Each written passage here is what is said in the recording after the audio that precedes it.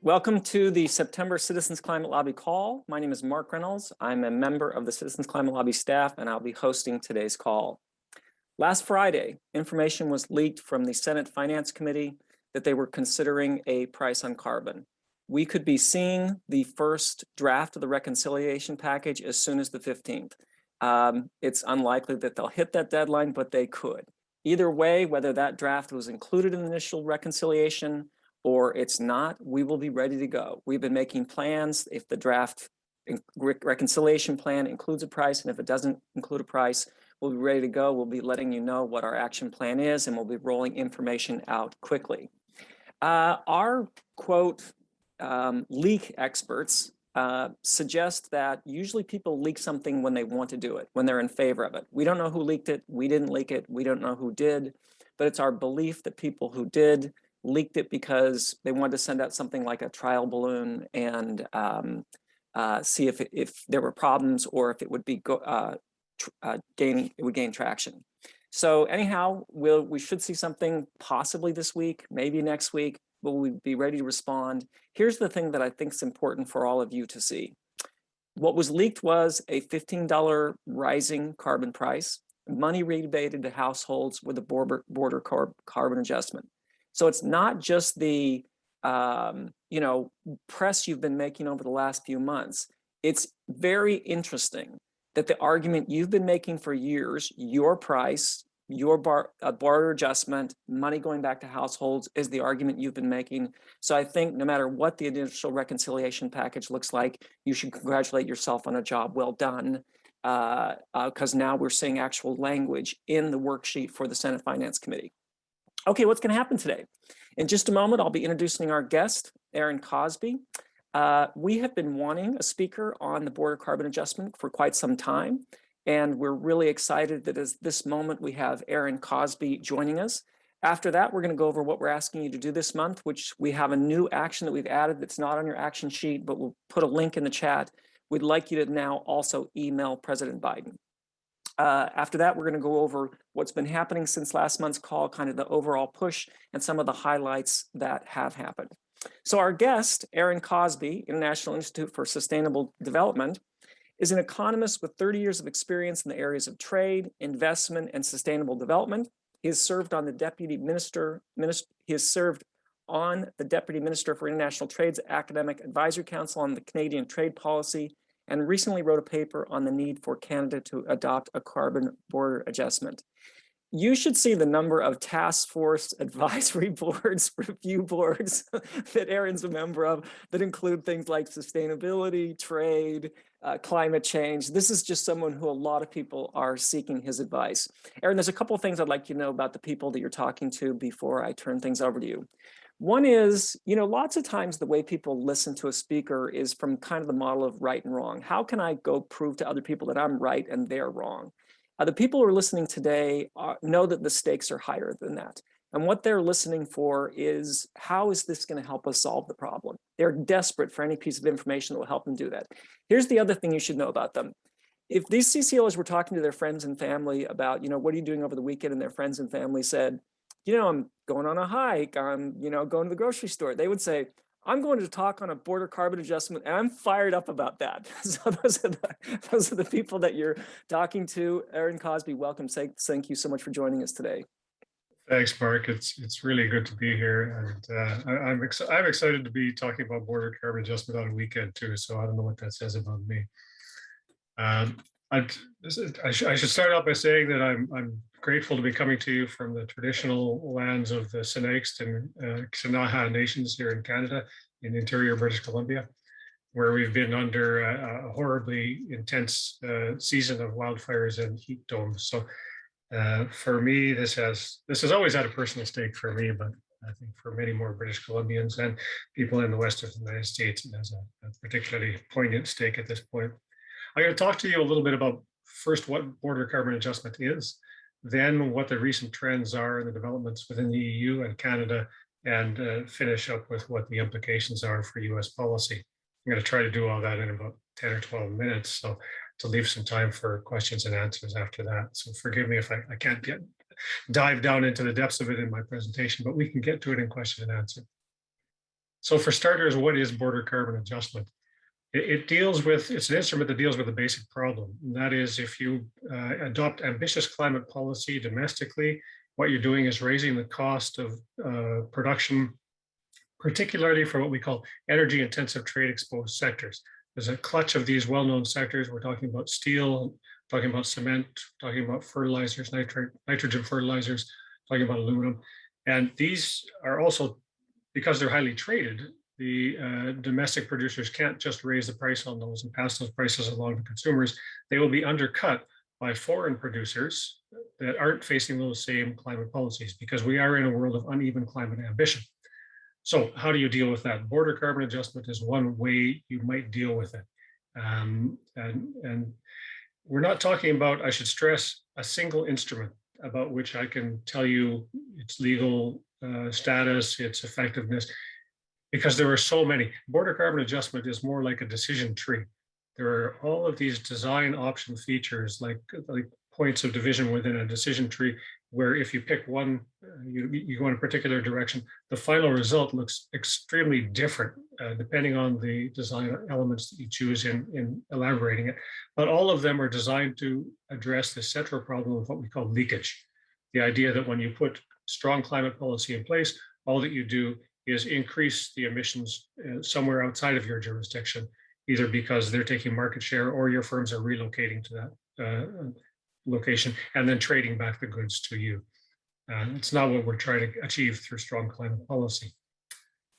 The idea that any BCA will look very different is exemplified in the difference between the FAIR Act introduced by Peters and Kuhn in the States and the European Union CBAM that I'm going to talk about in a little bit. You can't help but have a climate BCA that looks different in different jurisdictions, because the BCA is not really a standalone instrument. It's an accompaniment to climate policy. And every country's climate policy is going to look extremely different. Canada's looks the way it does because we have a pricing system that's quite different from the European Union system, which would be different from the proposed CCL system in the States. And therefore, the accompanying border carbon adjustment, which is trying to equalize conditions at the border based on the domestic climate regime, is going to look different in any country that puts it in place. A final word on what BCA is.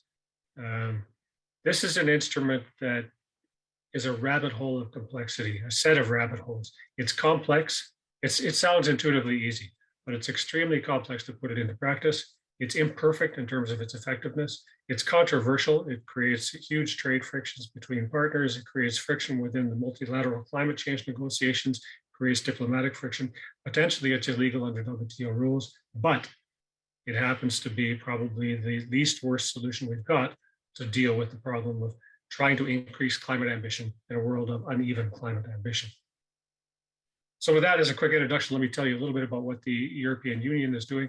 We have a proposal on the table from the European Council or European Commission for a CBAM, a carbon border adjustment mechanism, a BCA by another name.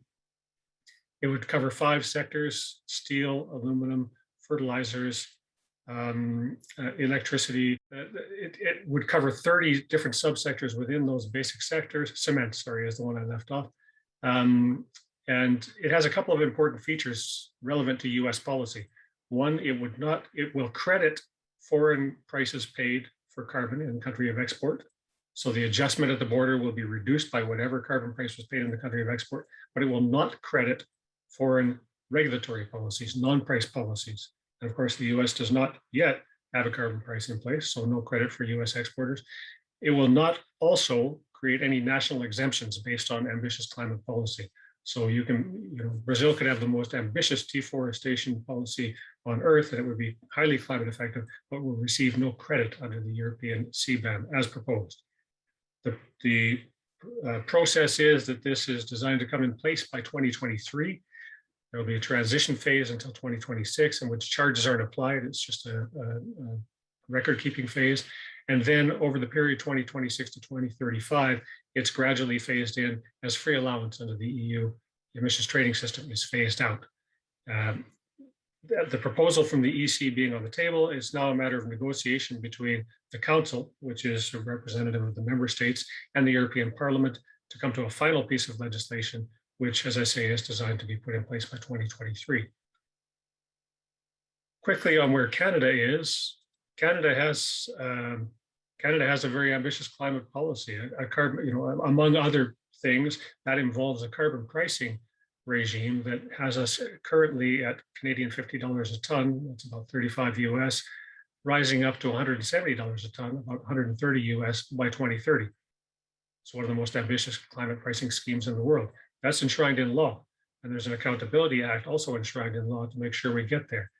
Given that, and what I said earlier about the need to accompany that kind of ambition with some kind of protective mechanism, we have also been talking about a border carbon adjustment. We've been talking about it ever since we put the carbon price in place. And we have, just before the election was announced earlier this month, earlier last month, we put in place we launched a consultation on border carbon adjustment in Canada. The government launched a formal consultation on what it might look like. So they've been consulting with private sector, they've been consulting with experts and research institutes, interested stakeholders about what the border carbon adjustment might look like. We are, as you might know, in the middle of a federal election designed to be concluded within the next 2 weeks. And all the major parties in the election have called for some kind of border carbon adjustment, even if, to be honest, most of them don't really know what that means. But we can be sure that it's coming in place in Canada. Let me wrap this up with what that means for the United States. We are in a world of countries starting to take climate change action seriously. It's not just the EU, it's not just Canada. All of the major emitting countries in the G7 are starting to get serious about their ambition on climate change, and other countries as well. China, India, South Africa.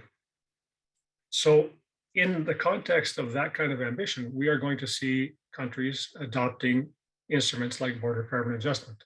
It's going to happen. The EU is going to put one in place. Canada is going to put one in place. If the United States, at the time those come into place, does not have a carbon price, its manufacturers, its exporters of those covered goods are going to be put at a disadvantage. And it doesn't matter what kind of climate ambition the US has in terms of a regulatory approach. If there's no carbon price in place, I can guarantee you there will be no exemptions put in place for US goods. They will face penalties based on their carbon intensity. That's the basic fact. And as Mark said, you want to know what all this means for US policy? It means the US should probably have a carbon price in place, or it will suffer the consequences of becoming less competitive on the international stage in all of those covered sectors. I'm going to stop there because I know there's probably a lot of questions. We can deep dive into the details of the EU scheme, into the details of what those kinds of schemes mean as they relate to US policy. But let me stop there and get more conversation going as opposed to a lecture. Okay, well, let me just say, first of all, that was fantastic and very, very helpful. Flannery, what are you seeing so far? And can you remind people, if they want to ask a question, what's the best format to actually get considered? Sure, yes. If you have questions, you can put them in the Q&A feature of Zoom. And we have a question here from Leland, who's asking sort of a practical, tactical question, which is, when Canada exports oil to the US, what, if any, carbon fee is charged? So with that example, can you just kind of talk us through Sure, yeah. the idea? So the border carbon adjustment, I should have said, is typically thought of as an import instrument. So there's a charge on stuff that gets imported to your country if you put one of these in place. You can also think of a border carbon adjustment that relieves those charges on exports. And it's the same way a value-added tax works. Canada has a value. Most countries in the world, the US doesn't, but most countries in the world have a value-added tax. They charge their domestic producers. Goods that come in are charged as if they were produced domestically, and then exported goods are relieved of that tax with a rebate at the border. So border carbon adjustment might work in the same way. For complicated legal reasons, it won't work that way in the EU or Canada. You won't have an export rebate. But the oil that's exported from Canada to the US, therefore, has faced a carbon price within Canada, will have faced a carbon price rising up to, as I said, $170 a ton by 2030. That carbon price will have been paid by oil producers in Canada. Oil is one of the covered sectors. It's not a full price. We can get into the details. There is output-based allocation in the same way they have free allocation in the EU, so that the effective carbon price is less than that, but that will have been paid.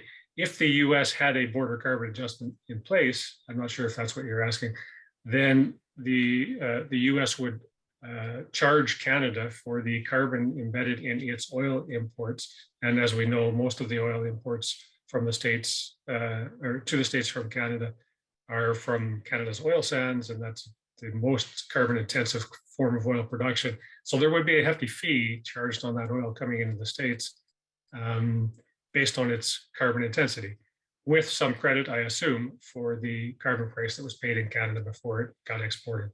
I don't know if I've answered that question or not. Yeah, no, that's great. So we have another question here from Rody. Sorry if I'm mispronouncing that. But he's asking the 5 EU sectors don't include coal, natural gas, or oil, and he's asking why is that? The reason you choose your sectors based on the risk of leakage. The refinery sector is not particularly at risk of leakage in the EU. There is some basic. Sorry, I should go back and say the EU emissions trading system is based on activities. So the mining of coal, the refining of gasoline, not the products themselves. So the risk is whether if you put a charge under the ETS on refining of fuels, will you get a lot of imported fuels that haven't been subject to that same charge? And their estimation was that refined fuels didn't face a particularly high risk of leakage, although there is some risk of leakage. There is coal. The EU doesn't import a whole lot of coal. So there's not, the mining of coal is emissions intensive, but coal itself has a good, they don't import much of it. The risk of leakage is very low there. Natural gas, good question. There's not a lot of natural gas produced in Europe, and so they don't see really a need to put a border carbon adjustment in place on that. Most of their natural gas is imported. The ETS, the underlying instrument that border carbon, the CBAM is going to be accompanying, does tax fuels on the basis of their carbon content, taxes electricity on the basis of its carbon content. So any coal-fired electricity is going to be paying the ETS fee, which currently runs at 60 euros a ton of carbon, and is going nowhere but up. So there's a hefty charge on those fuels as used in transport and electricity generation, but not a border carbon adjustment because there's no particular risk of leakage. Flannery, I have a question, Flannery, that I also saw in the chat, so if I could ask this. Aaron, what about California, the RGGI states? Is anything taken into account in the European BCA for those states that are pricing carbon? Yeah, so that's an interesting feature of the proposed CBAM that you can, it's not just a national carbon price. So if you can show that, if a verifier in the States can show that a carbon price was paid on a product, doesn't have to be a national price, could be RGGI, could be WCI, right? Then that's valid. You can get credit for that. Sorry, I should have mentioned that. So sub-regional schemes are good. Okay, cool. Flannery, back to you, sorry. No problem. Okay, we have a question from Krista asking, how does a price on carbon affect things like the Line 3 pipeline that's currently under construction? Canada has a price on carbon, yet the pipeline construction still seems to be coming out as profitable. So does that mean that the current carbon tax just isn't high enough yet? Or how does it interact with that? Yeah, that's basically, that's it. If we're looking at the economics of exporting oil from Canada, the current carbon price is only $50 a ton or 35 US a ton. And there is output-based allocation, so they're not facing that full price, right? And it's rising though quickly. By the time we get to 2030, $170 a ton or 130 US. At that point, the economics of that pipeline may not make any sense, and that's combined with, in my opinion, we're straying off the border carbon adjustment topic here. But in my opinion, global markets for oil are going to be, by 2030, in decline anyway. Demand will be down, prices will be down. So you combine that with the high prices we've put on carbon in Canada and the potentially a carbon budget for the oil sector, which has been announced by most of the candidates in the current election, that ramps down production in the sector. Line 3 probably doesn't make sense economically. Okay, this is, I imagine, a quick one. Peter is asking, would a carbon border adjustment apply to all manufactured goods? No, so that's a good question. So you've got, so steel is covered. Let's take the CBAM as an example. The CBAM covers steel, and it covers something like 15 or 16 subsectors of steel, hot rolled steel, flat steel, right? It does not cover automobiles that are manufactured by using steel, right? So the coverage of the CBAM only goes down from the very basic goods to the next level of slightly processed goods, but does not continue down to automobiles. The reason for that is as you go down the value chain, so an automobile's got a lot of steel in it, but as a percentage of value added, the carbon cost in an automobile is very low. So even if you did put a carbon price on steel in the EU, it's not going to make that much difference to the final price of an automobile that you would give rise to a risk of leakage, right? So as you go down the value chain to more processed, more manufactured goods, that risk of leakage drops. And the cost pass-through isn't perfect in every stage. So the short answer to your question is no, manufactured goods won't be covered. We're just talking about the basic goods and slightly processed goods. And Flannery, if I could jump in for just a second again, I want to remind everybody of one of the earlier comments you made, which is there's not an is border carbon adjustment. They're all going to be designed differently based on the pricing mechanism of that entity or country. And let's say that we get what we've been arguing for, which is a steadily rising price in the US on carbon-based emissions, so that would the European Union adjust that every year based on what our price and their price is? That's right. Yeah. Okay. So there's two adjustments they would have to make. One would be for the carbon price paid in the US, and the other would be an adjustment on their end for any free allocation that they've granted their domestic industry. So you'd be credited on both sides there. I should put it as a footnote. One of the advantages of having a carbon tax is you can actually rebate the tax on export. One of the big challenges the CBAM faces in getting implemented is that export-oriented industries in the EU don't see any protection for their exports, right?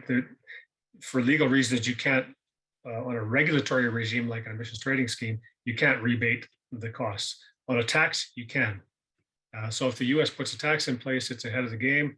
It's ahead of the EU scheme. It's ahead of the Canadian scheme. We can't rebate costs at the border either because we don't have a tax. Back to you, Flannery. All right. Michael is asking, can you elaborate on why the US would be at a disadvantage if we do not have a border carbon adjustment?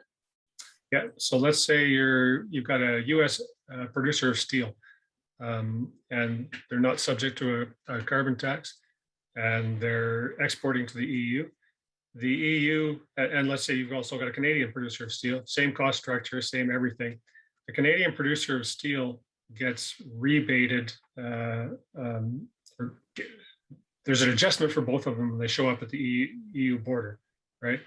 The Canadian one gets the adjustment reduced by the amount of carbon tax that was paid in Canada. Not strictly a carbon tax, but I'm going to call it a carbon tax. The American one does not. So the American one faces the full adjustment. The Canadian one faces less of an adjustment because they have been subject to a carbon tax at home. That's the more countries that have steel producers facing a carbon tax, the more disadvantage that American producer has because it's paying the full CBAM costs while other producers are paying less. Yeah, I think that's been one of our arguments about a border carbon adjustment is that we believe that American manufacturing in general is less carbon intensive than many other countries, and this is actually a way to improve our competitiveness. Do you share that opinion? That's a tough question. I've seen those models. Look, I've actually gone and tried to figure out the carbon intensity of various countries and various sectors, and it's not as easy as it might sound. And the modeling that underlies the argument you just made, I don't think is completely, anyway, that's an open question. Let me put it that way. It's a good lobbying point, but it's an open question. Thank you. Flannery? Scott is asking, what prevents the US from just waiting until 2026 since there's no carbon border adjustment enforced until then? You were talking about the phase-in period. Yeah, what prevents us? Nothing except that it takes a long time to put in place a proper scheme. So you know the legislative process in the States as well as I do. The idea that if you decided today to put in place a carbon price, when do you think it would actually take effect? You've got to go through the legislative process to get it going. Even when you've got final legislation, certainly it wouldn't start the day the legislation is enacted. You would have to have a phase-in period where you get your data and your systems up to speed. So the only thing that keeps you from doing that is the fact that if it takes a long time to put a good pricing scheme in place. Okay, we've got time for one more. Flannery, do you have another one there? One more, yeah. I would just like to ask to wrap up. What sort of impact do you think that it would make internationally if the U.S. had both a border carbon adjustment and a domestic carbon price in place? Make a lot of people happy. No, it would. I don't think you can discount the leadership effect of something like that. The U.S.'s leadership on climate internationally, as you know, has suffered. Not most recently, but certainly during the Trump administration. Currently, the EU is the flag bearer, assisted by countries like Canada sometimes. But to have an alliance of the EU, the US, I think you would start to force the hand of countries like China and India, who are ambitious, but not to the extent they might be if they understood that the US, the EU were putting in place these kinds of measures. The global economy is changing. We're taking account of carbon in traded goods. China is a major trader.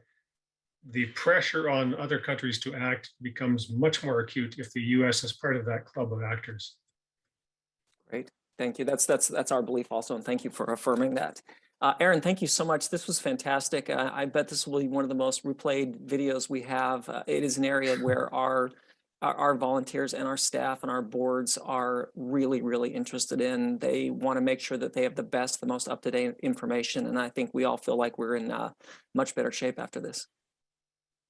Great. Well, thank you. Thank you for your interest. It's a really important topic right now. Yeah, great. Thank you. And again, you're welcome to stay on for the next 10 or 12 minutes if you want, but I do understand it's one of the last summers in Canada and where you live. It's getting cold. Yeah. Okay, cool. I'm going to go over what we're going to be doing this month, and then I'll be talking about kind of laying out what the effort has been over the last several months and how things are going forward. So first of all, what are we doing? Well, it's not on your action sheet, so you won't see it there, but we have added an action of contacting the White House. Our consultants say that emailing the White House is way more effective than calling them. So in the chat today, you can see a link for how to do that. That link also provides you a chance to reach out to your senators again, and I'll go over the numbers of people in a little bit who've already taken action on that, but we would like you to contact the White House at this point. The other thing we're doing is we're asking you to reach out to community leaders to personally call their members of Congress. Those are mayors, anybody who's influence in your community, anybody who you see who has influence, who already hasn't signed up as an endorser of either energy innovation or just fee and dividend in general. We want as many voices as possible saying that it's important to price carbon at this moment. Also, we'd like you to write as many letters to the editor as possible. There's been a lot of great work recently for pieces in the New York Times on one day. Where I am in San Diego, the San Diego editorial page has basically been taken over by CCL. And we've gotten a ton of op-eds recently, and this whole year, which I'll go over in a little bit, but we really want to have a huge letter effort. There's certainly all kinds of material out there that should give us an easy way into the newspaper. Again, we know that the best way to get published is to respond to something in the paper. They want to say that they're studying the news. We're responding to that. Also, one of the things that's been really interesting and a nice side benefit of our campaign is over half the people who reached out to members of the House and Senate weren't CCLers. So there's a huge opportunity to onboard people. We have new onboarding tools. So if you could use this as an opportunity to do so, that would be great. Bonus social action is for you to tweet about carbon pricing, and the communication exercise is about the border carbon adjustment. So I hope you all get a chance to practice that. Okay, I want to talk about our strategic initiatives now, and kind of what has happened, what is going to happen, and what is coming on the overall broad effort. So there's three things that are in place right now. One is the reconciliation mobilization that I would imagine everybody who's on this call or listening to the recording is part of that process. That's with the House and Senate, and we'll be translating over to the president also now. Then there's an influence awareness campaign that started in April and will continue on. And then the third is a key state initiative. So we identified 6 states that are important politically, but also where we thought we had a chance to make a difference with that senator. And so we've just begun part of that with the calling and tweeting campaign, but you'll be hearing more about that soon. Okay, so the whole thing is part of a push for carbon prices in the reconciliation process, and you know, your extraordinary effort over the last couple of months is just really been something to watch and be part of. So what did we do? We asked CCL supporters to take action. CCL supporters encouraged and asked friends and family, and again, more than half the people who participated are people that weren't previously part of CCL. This is the first time all my kids and my wife did something that was exciting for me. So we put ads on Facebook. So then we've added a couple of things. One is we're doing phone banking to existing CCL supporters. And so far as part of this campaign, we have called 114,894 people have been called so far. So for all of you who are part of that phone banking, thank you so much. Text banking is a little bit different. First of all, if you decide you want to sign up for text banking, you don't do it from your phone. You actually do it from your computer. And these are purchase lists. So these are not CCL volunteers. These are people outside the organization that we're reaching out to ask to be part of the process. So far, 148,905 people have received texts as part of this text program. In terms of the Biden action so far, 5,221 people have emailed the Biden White House. There's a follow-on action as soon as you email the president, where it gives you a chance to email your senators again. 7,268 people have done that so far. So if you've not done texting, you're interested in it, Brett will add in the chat how you could actually be part of that outreach effort. Okay, so what did we do in the Senate? First thing we did in the Senate is we set a goal of having 10,000 people reach out to their senators. What ended up happening is we had a specific timeline. More people have done it, but we had a 2-week period. We said, let's see what we can do in 2 weeks. In 2 weeks, 21,389 people took action, 51,077, total of 51,077 contacts were made, and 7,733 phone calls. And we exceeded our goals in every key state. So every state that we thought we needed extra focus on, we exceeded our goals. So we considered states of particular interest are states like Arizona, West Virginia, and Utah. What about the House? We set a goal of getting 10,000. We believed that it would be a little bit more difficult to reach the House goal than the Senate goal. It was in fact a little bit trickier, but we were able to exceed the goal also. You know, it isn't like states where you can have the whole state maybe make up for some places where we're stronger and places that were not as strong. So we were happy that we hit the goal, but we also had another really nice side benefit. We were able to identify specific district where we want to target our outreach so that we can have more members, so that in every district, there's a lot more people who would have a chance to reach out, and identifying those was a big deal. What about the grass tops mobilization? We emailed the thousands of people and organizations who'd endorsed Fee and Dividend or the Energy Innovation Act and asked them to take action. Then the delegate to that particular endorser reached out to them also, and we asked them to contact Congress to support a carbon price. You know, some people got a little anxious during this campaign that, you know, we've always been a fee and dividend shop. We are a fee and dividend shop, and that is our proposal. But we're working also with a firm, which I'll talk to in a little bit, and we're after a broader persuasion campaign. So there's particular ways I like to describe fee and dividend or pricing carbon. They wanted us to use the term pricing carbon because search engines find that. And so it's not just that we wanted to be doing outreach, it's that when people were searching for price for what we're after, that would actually grab them. So it was a broader effort. It made some people a little nervous. We're not walking away from fee and dividend. We were on a broader persuasion campaign. And we know how important grass tops is because probably everybody who's listening to this live or the recording has been in lobby meetings. And, you know, one of the questions often asked is, what are the job creators? What are the businesses in my district say about this? Okay, so what about the influencer awareness campaign, building support for carbon price? So we have been for years working on 5 levers of political will. And in this case, we said we need to do something outside the box. We need to do something, you know, we need to leave no stone unturned. So we contracted with a firm called Bully Pulpit Interactive. If you go on their website, you'll see that the typical client is a pretty prestigious client, up to big things, trying to generally do good things. And we hired them to do a few things for us, to support us in press and earned media, to help us with paid advertising, to target list of influencers, and maybe most important, because of the database they had of influencers. So they have a huge database of over 300,000 people who are people that are really of interest to us in actually reaching them. So they included work with us on strategic and tactical support, direct outreach to reporters. We've got a pretty good database of reporters and we do a good job of staying in on that, but we were really able to expand our effort. We got more calls from reporters because of it.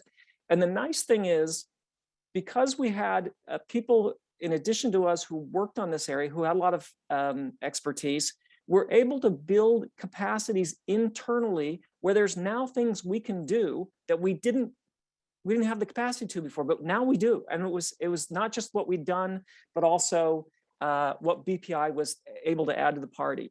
2 of the op-eds written by BPI were particularly helpful. One that was published in a West Virginia paper and the other in Indian Country Today. One of the reasons the one from Indian Country Today was so important to us is because the American Indian voices are so important to Senator Sinema. So that was particularly helpful. On the paid media, we reached policymakers, their staff, and those who influence them, as well as employees of key federal agencies, White House and Hill staff, party committees, lobbyists, industry groups, and key climate organizations. We had ads on Facebook, Precision Network, Google Search, The Hill, Politico, Washington Examiner, New York Times, and the Wall Street Journal. The awareness campaign made sure that carbon pricing is in the front of influencers. And again, carbon pricing was something people do search for. So that's why it was so important to us to do it that way. What are some of the things we got? Videos, display ads, native content. An example of native content is a lot of you saw the op-ed published in Utah by a bunch of existing and former Republican lawmakers calling for a carbon price in the Deseret News, the paper that is essentially owned by the Mormon Church. And they were able to push that out to other areas. We reached at least 567,486 people on an average of 19 times. And in terms of videos that we sent out, 1,655,291 completed video views and broad reach in places like Politico, The Hill, the New York Times, etc. Okay, then the last thing is we've begun a process of key state initiatives. We've identified 6 states. We've just begun the work in terms of texting and phone banking. You will see more of this coming, but there are key states where we believe we have the people that we can reach, people that we can influence, and we have strong chapters. So you'll see more of that coming. Okay, well, a couple of other things that have happened just since last month's call. So last month, we published 91 op-eds.